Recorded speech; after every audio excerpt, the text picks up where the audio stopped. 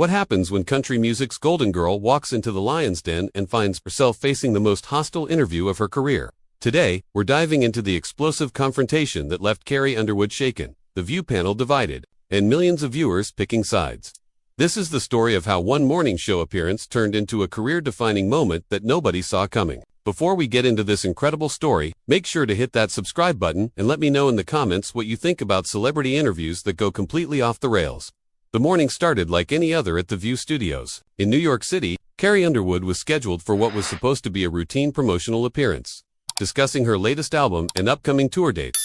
The show's producers had booked her specifically because she represented the kind of mainstream appeal that could boost their ratings during a particularly competitive ratings period. Whoopi Goldberg opened the show with her usual energy, introducing the panel and briefly mentioning their upcoming guest. Joy Behar, known for her sharp tongue and political commentary, seemed particularly animated that morning. Sarah N. and Alyssa Farah Griffin took their usual positions, while Sunny Hostin shuffled through her notes with an expression that suggested she had something specific on her mind. The conversation before Carrie's entrance was surprisingly tame, focusing on lighter topics like upcoming holiday plans and recent entertainment news. But there was an undercurrent of tension that regular viewers might have picked up on.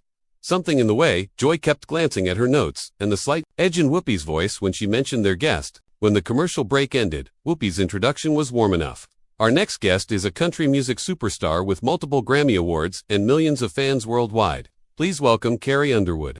The audience applauded enthusiastically. As Carrie walked out, her smile bright and professional, waving to the crowd with the confidence of someone who had done thousands of interviews. She settled into the guest chair, exchanging pleasantries with the panel. "Thank you so much for having me," Carrie said, her voice carrying that familiar Oklahoma warmth that had endeared her to fans for nearly 2 decades. "It's always great to be in New York." Joy leaned forward slightly, her expression friendly but with something calculating behind her eyes. "Carrie, we're so excited to have you here. Your new album has been getting amazing reviews." "Thank you. That means the world to me," Carrie replied, clearly in her comfort zone discussing her music. "This album was really personal for me. I spent a lot of time writing songs that reflected where I am in my life right now, both as an artist and as a person." Sunny Hostin nodded approvingly. "The title track has been climbing the charts. Can you tell us about the inspiration behind it?" For the next few minutes, the conversation flowed smoothly.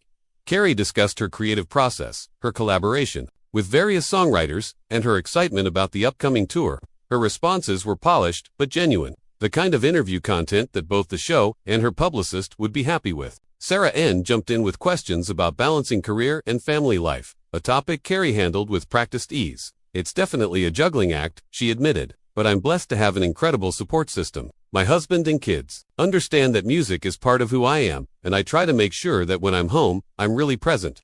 The audience was clearly enjoying the conversation, laughing at Carrie's anecdotes about life on the road and her children's reactions to her fame. Everything seemed to be going exactly as planned, the kind of smooth, promotional interview that morning shows thrive on. But then, Joy Behar's expression shifted almost imperceptibly. She glanced down at her notes, then back up at Carrie, with a look that seasoned View watchers would recognize immediately. It was the look that preceded some of the show's most memorable confrontations. "Carrie," Joy began, her tone still conversational but with an edge creeping in, "your music has always resonated with a pretty specific demographic, country music fans, particularly in certain parts of the country. How do you feel about the responsibility that comes with having that kind of influence?" The question caught Carrie slightly off guard. It wasn't the direction she had expected the interview to take, and there was something in Joy's phrasing that suggested this wasn't just casual curiosity. "Well," Carrie said carefully, "I've always believed that music should bring people together. I try to write songs that speak to universal experiences: love, heartbreak, family, faith." Joy nodded, but her follow-up came quickly. "But don't you think there's more to it than that? I mean, your fan base is pretty concentrated in red states, rural areas, places where certain political views are, shall we say, more popular." The studio seemed to grow quieter. Whoopi glanced at Joy with a look that might have been warning, while the other panelists shifted uncomfortably. Carrie's smile remained in place, but those watching closely could see the slight tension in her shoulders. "I don't really think about politics when I'm writing music," Carrie responded diplomatically. "My job is to entertain people, to give them something that speaks to their hearts. Music has always been about connecting with people on an emotional level, regardless of their background or beliefs." Joy leaned back in her chair, clearly not satisfied with that answer.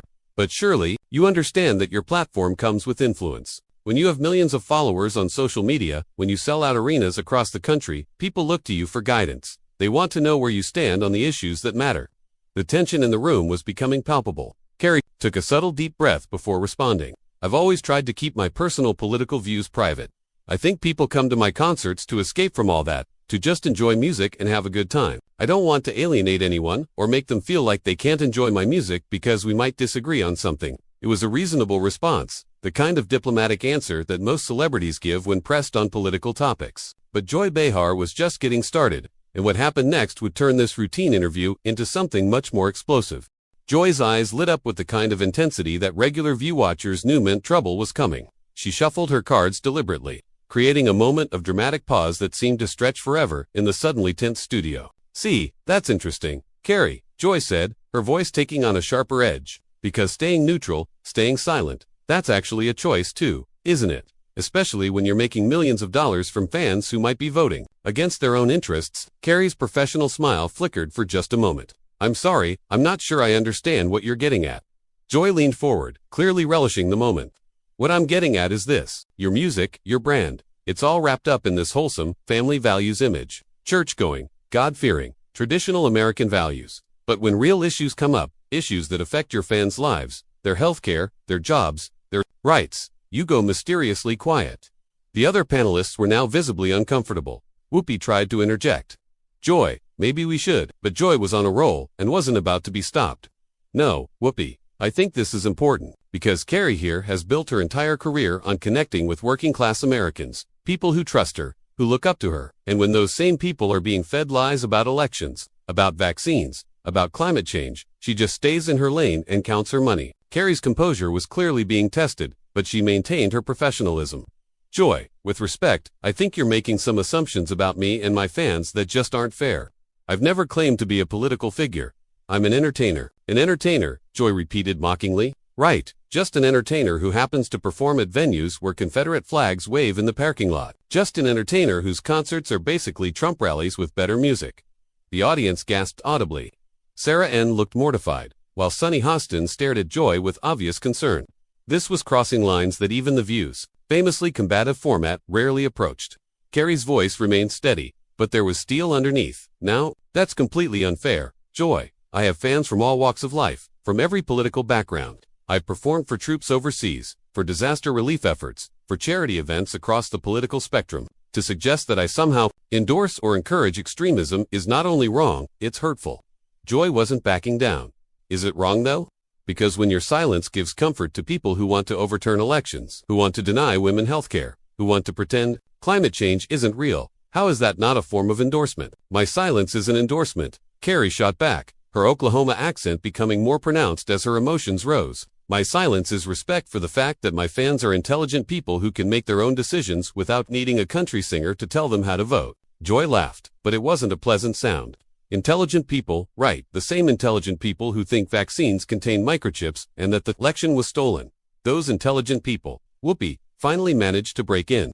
Joy, I think we need to know, Whoopi, Carrie said, her voice now carrying real anger. Let her finish. I want to hear exactly what Joy thinks about the millions of people who support my music. Joy was more than happy to oblige. What I think, Carrie, is that you've made a calculated business decision to stay quiet on important issues. Because you know the truth about your fan base. You know that if you came out and said that climate change is real, that vaccines save lives, that the election wasn't stolen, you'd lose money. So you stay quiet and let them believe whatever conspiracy theory makes them feel better. The studio was dead silent except for the subtle hum of cameras. Carrie stared at Joy for a long moment, and when she finally spoke, her voice was controlled but clearly furious. You want to know what I really think, Joy? I think you're sitting in your New York studio, making assumptions about people you've never met. Dismissing millions of Americans as stupid conspiracy theorists because they don't share your political views. I think you've decided that anyone who lives outside of major cities, anyone who goes to church, anyone who values tradition, must be some kind of dangerous extremist. Joy tried to interrupt, but Carrie was just getting started. You talk about my responsibility to use my platform, but what about your responsibility? You have a platform too, and you're using it right now to attack not just me, but everyone who enjoys my music. You're dividing people, creating hostility, making assumptions about character and intelligence based on geography and musical taste. The audience was completely riveted.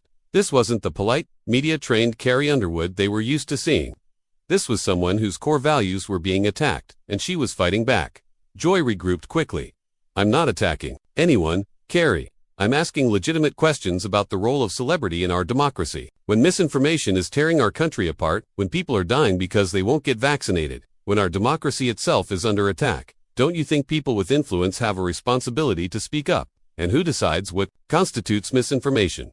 Carrie fired back, you, the media, politicians. Because I've seen enough to know that what gets labeled as misinformation one day becomes accepted truth the next. I've seen enough to know that regular people, the people you seem to think are so easily manipulated, often have better instincts than the experts who talk down to them. Sunny Hostin tried to mediate. I think what Joy is trying to say is that, with great influence comes great responsibility. Carrie turned to Sunny, her expression slightly softer, but still intense. And I take that responsibility seriously, Sunny. But my responsibility is to my art, to my family, and to treating my fans with respect. Not to become a political pundit just because I can carry a tune. Joy wasn't finished. But Carrie, surely, you can see how your silence on certain issues sends a message. When you won't speak out against obvious wrongs, people interpret that silence. They interpret it how they want to interpret it, Carrie replied, just like you're interpreting it right now. You've decided that because I won't be your political spokesperson, I must be complicit in everything you disagree with. That's not fair, and it's not accurate. The tension in the room was now so thick it was almost suffocating. The other panelists looked like they wanted to disappear, while the audience sat in stunned silence, witnessing what was clearly becoming one of the most explosive interviews in The View's history. Joy gathered herself for what everyone could sense would be her biggest attack yet. She looked directly into Carrie's eyes, and when she spoke, her voice carried the kind of righteous anger that had made her both famous and infamous. Fine, Carrie, let's get specific then. Let's talk about what your silence really costs. Joy's pause was calculated, theatrical. She knew she had the audience's complete attention, and she was about to deliver what she clearly believed would be the knockout punch. Your silence costs lives. Carrie, Joy said, her voice dropping to a more serious tone. When you have a platform that reaches millions of people, and you choose to stay quiet while misinformation spreads through your fanbase like wildfire, people die. They die from preventable diseases because they won't get vaccinated. They die in acts of political violence because they believe lies about stolen elections. Your precious neutrality has a body count. The words hit the studio like a physical blow. Sarah inaudibly gasped, and even Whoopi looked stunned by the directness of Joy's accusation. But if Joy expected Carrie to crumble under this attack, she had seriously miscalculated. Carrie sat perfectly still for a moment, and when she spoke, her voice was quiet but carried more power than if she had shouted. How dare you, she said, each word measured and deliberate. How dare you sit there and accuse me of having blood on my hands because I won't be your political puppet? You don't know me, Joy. You don't know my heart. You don't know my values. And you certainly don't know the conversations I have with my family, my friends, and yes, my fans. Joy tried to interrupt, but Carrie held up her hand. No, you wanted to get specific. So let's get specific. You want to talk about responsibility? Let's talk about the responsibility of a television host who uses her platform to demonize half the country. Let's talk about the responsibility of someone who thinks she can judge the character of millions of people she's never met, based on their musical preferences. The energy in the room had shifted completely. Carrie was no longer on the defensive. She had found her footing and was launching a counterattack that caught Joy completely off guard. You talk about misinformation, Joy. But what about the misinformation you're spreading right now? What about the lie that everyone who doesn't share your political views is somehow dangerous or stupid? What about the lie that celebrity opinions should matter more than individual conscience? Joy's face was flushed, clearly not expecting this level of pushback. I never said people were stupid, Carrie. I said they were being misled. By who? Carrie shot back immediately. By their pastors, by their neighbors, by their own experiences, or just by anyone who doesn't get their information from the same sources you do. Because that's what this is really about, isn't it? It's not about responsibility or influence. It's about control. Sunny Hostin tried to interject again. I don't think anyone is trying to control anyone, Carrie. Carrie turned to Sunny, her expression intense but not hostile. Aren't they, Sunny? Because what I'm hearing is that I should use my platform to promote specific political viewpoints. And if I don't, I'm somehow responsible for everything bad that happens. That sounds like control to me. Joy had regained her composure and was ready to fire back. What you call control, I call civic responsibility.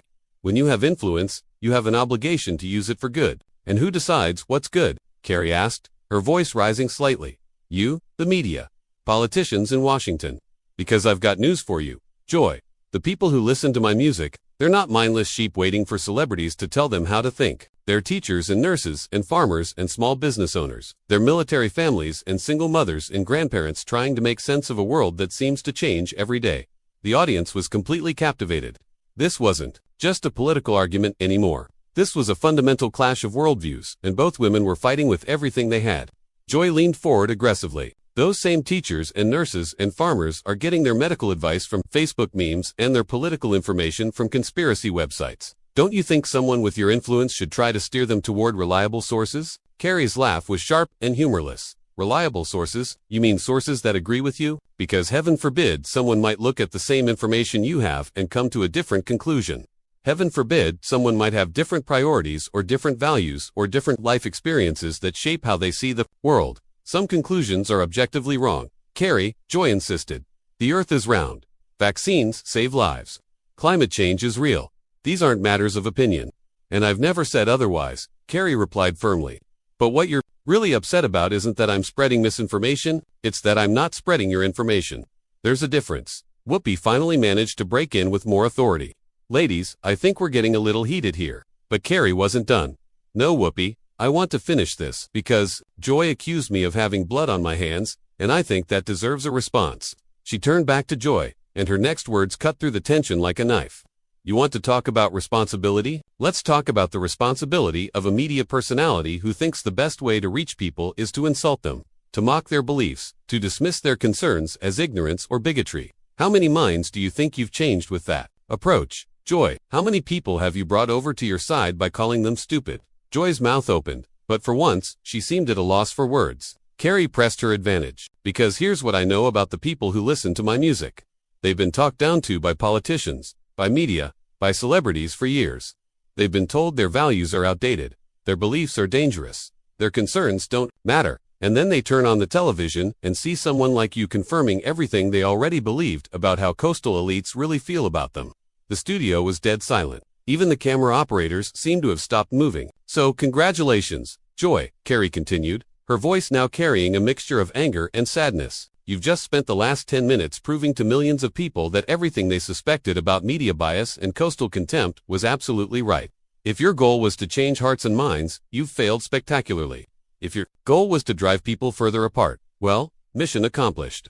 Joy finally found her voice, but it lacked the confident edge she had started with.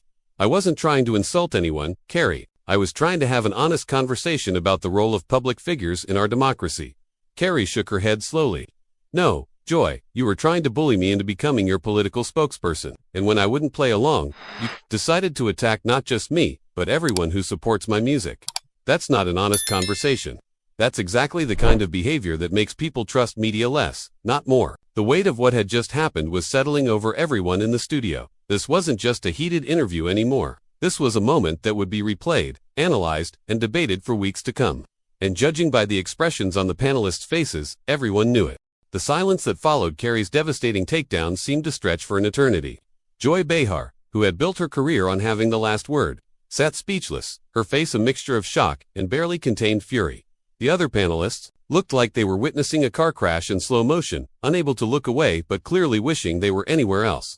Whoopi Goldberg, veteran of countless television confrontations, finally found her voice. Well, she said, trying to inject some levity into the moment, I think we've certainly had an honest conversation here. But the damage was done, and everyone in the studio knew it. Carrie sat perfectly composed, her hands folded in her lap, but her eyes were still blazing with the intensity of someone who had just fought the battle of her life and won. Sarah N., clearly desperate to salvage something from the wreckage, tried to pivot. Carrie, maybe we could talk about your upcoming tour dates. Get back to why you're here today. Carrie turned to Sarah with a smile that was both gracious and slightly sad. You know what, Sarah, I think we've covered everything that needs to be covered today, but I do want to say something directly to your viewers. She looked straight into the camera, and when she spoke, her voice carried the same authentic warmth that had made her a star, but with an underlying strength that felt different, more mature. To everyone watching this, whether you're a fan of my music or not, I want you to know that I believe in you. I believe in your ability to think for yourselves, to make good decisions for your families, to care about your communities.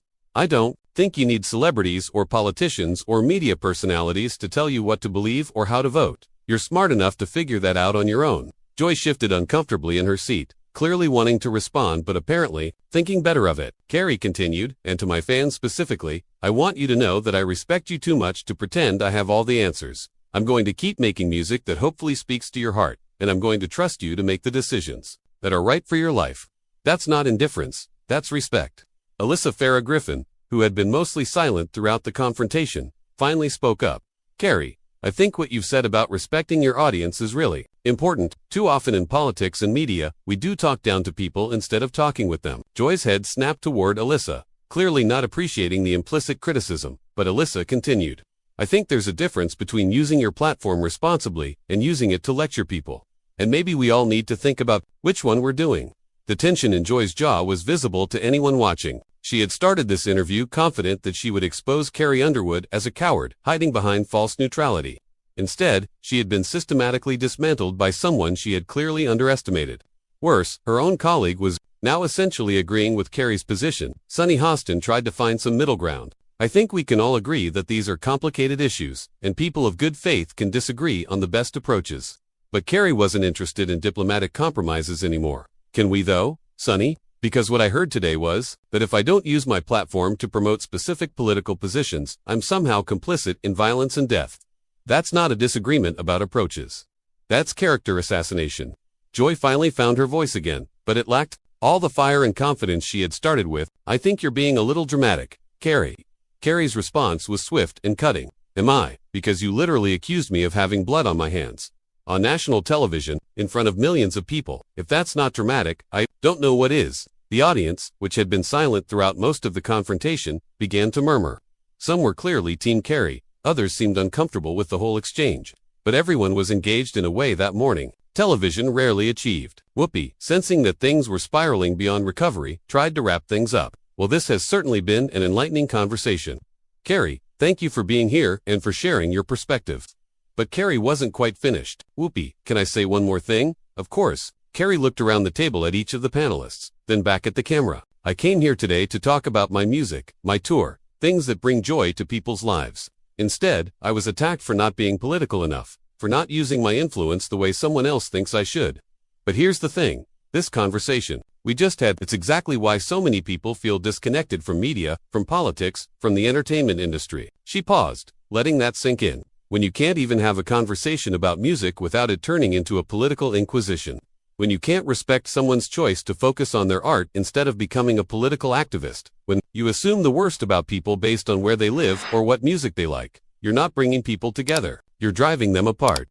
Joy looked like she wanted to respond, but Carrie held up her hand. I'm not finished. Because I want everyone watching to understand something. This isn't about left or right, liberal or conservative. This is about respect. It's about recognizing that in a free country, people get to make their own choices about what to believe, who to vote for, and yes, what music to listen to, without being lectured or shamed or accused of complicity in violence. The studio was completely silent, except for the low hum of equipment. Every person in that room knew they had just witnessed something extraordinary, something that would be talked about for years to come. Carrie stood up, extending her hand, first to Whoopi, then to each of the other panelists. When she got to Joy, there was a moment of hesitation before Joy reluctantly shook her hand. Thank you for having me, Carrie said with perfect professional courtesy. I hope this conversation was as enlightening for everyone else as it was for me. As she walked off the set, the audience erupted in applause, but it wasn't the polite routine applause that usually accompanies guest departures. This was something different, more intense, more divided. Some people were on their feet, others sat with arms crossed, but everyone was engaged. Whoopi tried to transition to commercial, but the energy in the room was still crackling with tension. Joy sat staring at her notes, clearly processing what had just happened. The other panelists exchanged glances that seemed to say they all knew they had just been part of something that would define their careers.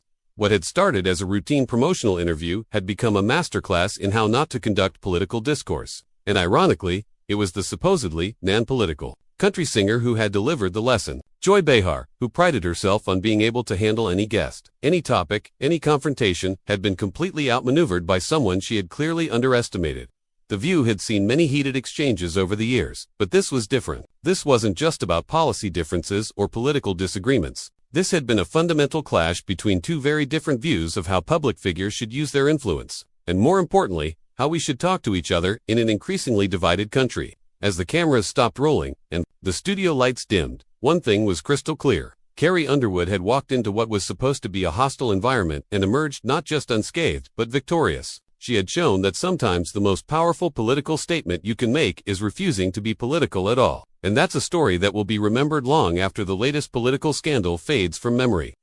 What do you think about celebrities who choose to stay out of politics? Should they be required to use their platforms for political causes,